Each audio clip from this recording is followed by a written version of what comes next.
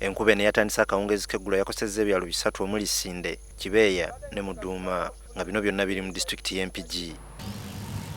Amayumba gakunukkiriza mu 50 ge gayonooneddwa ng'agamu ku gano gaagudde, amalala ne gatikkulwako obusolya. Nkola banzikiza yokka kati ng'oweeri akuba nduulu nange wali nkuba nduulu. Kati ono yagenze okumpita ngano gatikiseko nga n'agaffe gali eri waggulu gali agali gonna gaavuddeko twazizza amazzi.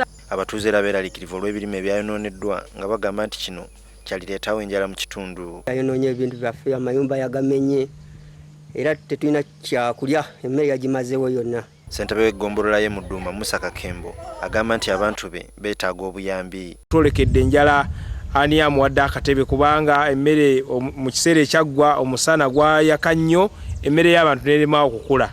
Ekitundu kino kizze kikosebwa enkuba wabula nga kigambibwa nti okutema emiti kye kivaako obuzibu.